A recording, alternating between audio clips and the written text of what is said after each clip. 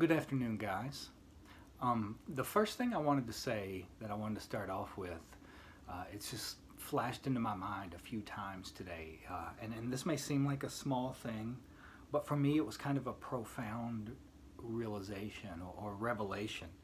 I realized, this should be blatantly and painfully obvious, but I realized that I am finally being able to do what I want to do with my life, which is dedicated 100% to pursuing the path of magic, to learning as much as I possibly can, practicing as much as I possibly can, and being able to pass it on to other people who will pick it up, take up the practice, and start doing the same thing.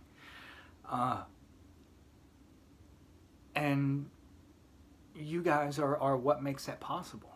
You are what allows me to live my life dedicated to magic. And, not only are you allowing me to do it, but you're participating in it by caring, by wanting to do this.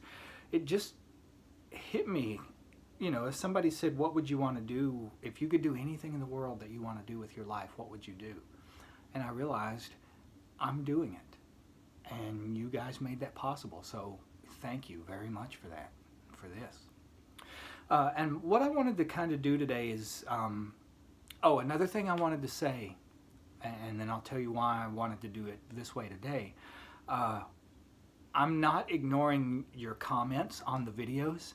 For some reason, I didn't even realize this was happening until recently. Like, I've tried to respond to comments on there pretty much the entire time we've been doing Patreon. And I didn't realize my comments would never sent to you guys. Turns out that you can't respond to comments on a phone. It has to be on a computer, on a laptop, and I had no idea.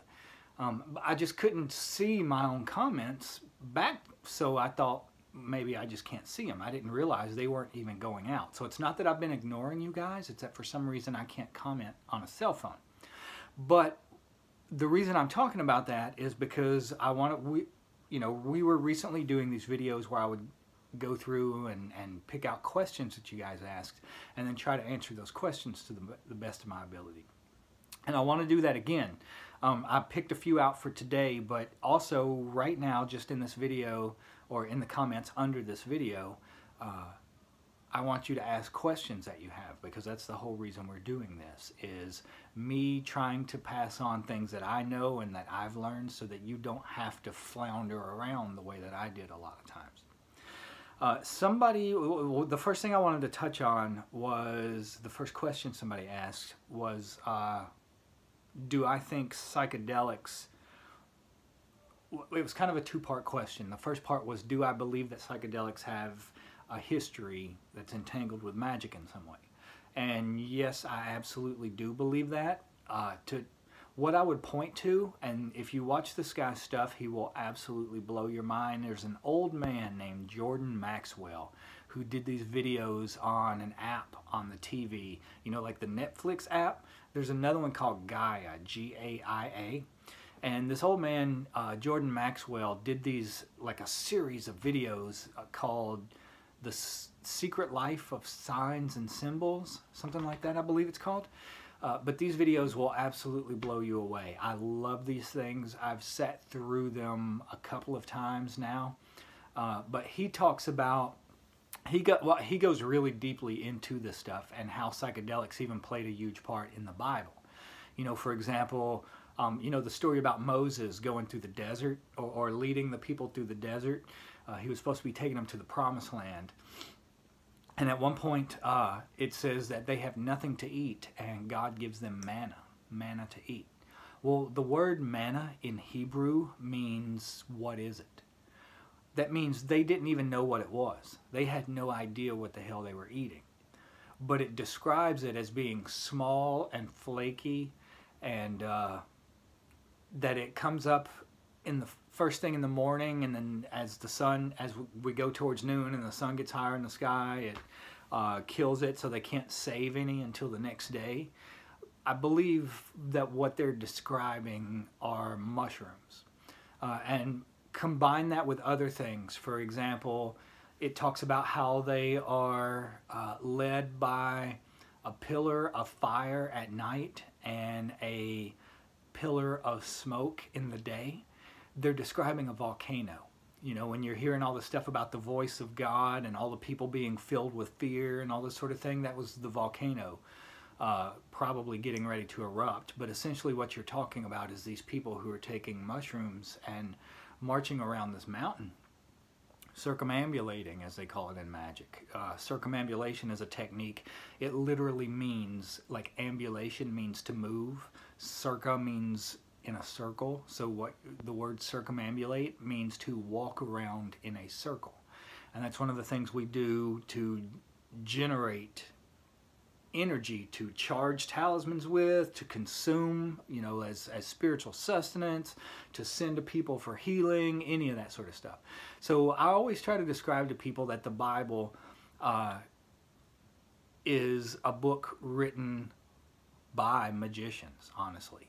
And magicians have never, until very recently, written for lay people. That's why it's in code. Magicians write for other magicians. When you're talking about that really high level of magic, like these biblical prophets had achieved, they're basically writing to other prophets throughout time. Lay people will have no ability to understand the code that this is written in. That's why people now, you know, they worship it as religions instead of being able to understand it. That's why you have people that'll say they don't believe in evolution, but that believe in a talking snake that somehow or another made us do something. This is the same thing in Crowley's work. You know, like in the state of Arkansas tried to murder me over, you know, they were quoting from things like the Book of the Law, Crowley's Book of the Law, which is written in the same kind of code that the Bible is written in. They're reading from a book and trying to use this book to murder me, to put me to death, when they could not even understand what they were reading. You know, they were reading it and understanding it on the same level as people who believe in the talking snake. They don't have the key to be able to decipher all of this iconography and imagery. I believe that the psychedelics that the Hebrews were taking when they were going around the mountain, that it does, you know, even in ancient Egypt, people used to say that, like blue lotus, that's the reason we started working with our blue lotus tinctures, that it facilitates contact between you and these outside intelligences that we're wanting to make contact with, whatever you're calling them, whether it's angels or jinn or gods. It helps facilitate contact between your intelligence and theirs. There were, you know, that's what the whole celebration of Dionysius and Bacchus, that's what that was all about, the whole drunken orgy thing. Those existed all the way up in, you know, all the way back in, as far back as human civilization goes.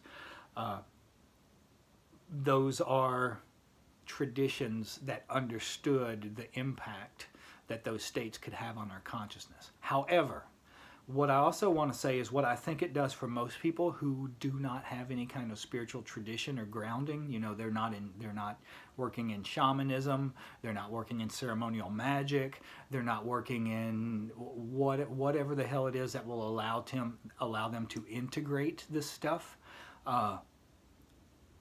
I think what happens for those people, it's kind of like they were allowed onto an elevator and went all the way up to the 100th floor and the doors open and they get to see that there's so much more. They've never seen anything on the 100th floor before.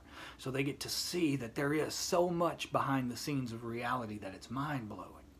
And then those doors close and the elevator comes back down here and they're back down here. The problem with that is they cannot access that 100th floor without the help of some sort of outside substance. And that's one thing that we are seeking to transcend at all cost in magic, is our enslavement upon any other means. You know, when you're doing magic, you want to get to the point doing magic where you could be dropped off butt naked in the middle of the jungle, no tools, no anything, and automatically be able to start doing magic. And if you are so dependent on you know, some sort of chemical help that you can't even perceive that level of reality. I mean, when you're doing magic, what you're doing is you're not just going up to that 100th floor, you're getting off and exploring it and figuring out, well, what you're doing is getting a pass where you can go up and down at will whenever you want and do things up there that will affect things down here.